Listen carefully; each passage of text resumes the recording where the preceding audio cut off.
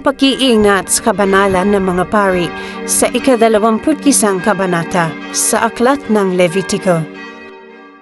At sinabi ng Panginoon kay Moises, Salitain mo sa mga saserdote na mga anak ni Aaron at sabihin mo sa kanila, sino man ay huwag magpakahawa ng dahil sa patay sa gitna ng kaniyang bayan, maliban sa kamag-anak na malapit, sa kanyang ina at sa kanyang ama at sa kanyang anak na lalaki at babae at sa kanyang kapatid na lalaki at sa kanyang kapatid na dalaga na malapit sa kanya na walang asawa ay maaaring magpakahawa siya. Yamang puno sa kanyang bayan ay huwag siyang magpapakahawa na magpapakarumi. Huwag nilang kakalbuhin ang kanilang ulo o gugupitin man ang dulo ng kanilang balbas o huhudlitan man ang kanilang laman.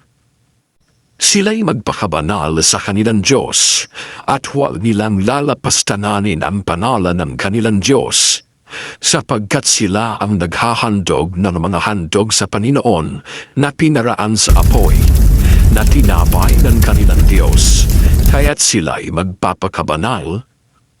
Huwag silang makikisama sa patutot o lapastanan, ni makikisama sa babaeng inihiwalay ng kaniyang asawa, sapagkat ang saserdote ay banal sa kaniyang Diyos.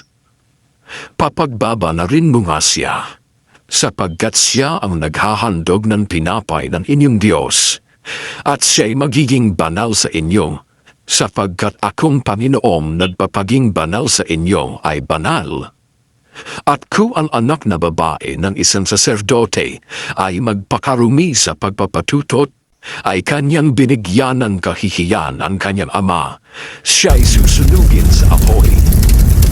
At ang pangulong saserdote sa kanilang magkakapatid na binuhusan ang ulo ng langis na pangpahid at ikinalaga upang makapagbihis ng mga banal na bihisan, ay huwag maglulugay ng buhok ng kanyang ulo, ni huwag hahapakin ang kanyang mga suot, ni papasok sa kinaroroonan ng bangkay ni numan, ni magpapakahawa dahil sa kanyang ama o dahil sa kanyang ina, ni lalabas sa santuaryo, ni lalapastanganin ang santuaryo ng kanyang Diyos, sapagkat ang palaga na lanis na pampahid ng kanyang Diyos ay nasa ulo niya, ako ang Panginoon.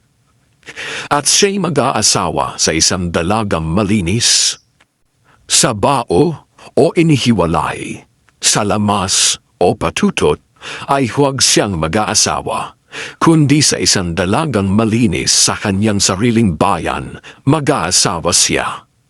At huwag niyang dudumhan ang kanyang mga binhi sa gitna ng kanyang bayan, sapagkat ako ang Panginoon na nagpapaging banal sa kanya.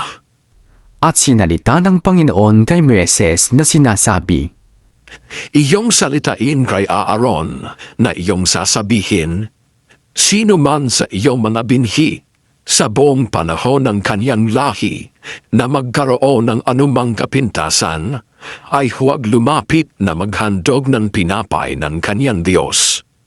Sapagkat sino mang magkaroon ng kapintasan ay huwag lalapit, maging ang taong bulag o pilay, o magkaroon ng ilong na umod, o ang mayroong kontil, o ang taong magkaroon ng paang bali, o kamay na bali, o taong kuba, o unano, o magkaroon ng kapintasan sa kanyang mata, o galisin, o langibin, o luslusin.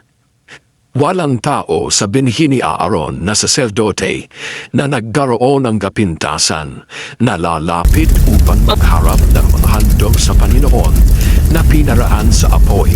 Siya'y may kapintasan. Siya'y huwag lalapit na magharap ng tinapay ng kanyang Diyos.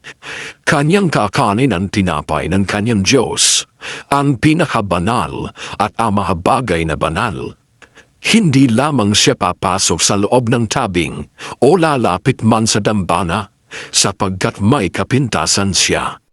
upang huwag niyang lapastananin ang aking mga santuaryo, sapagkat ako ang Panginoon na nagpapaging banal sa kanila. Gayon sinalita ni Moises kay Aaron at sa kanyang mga anak at sa lahat ng mga anak ni Israel.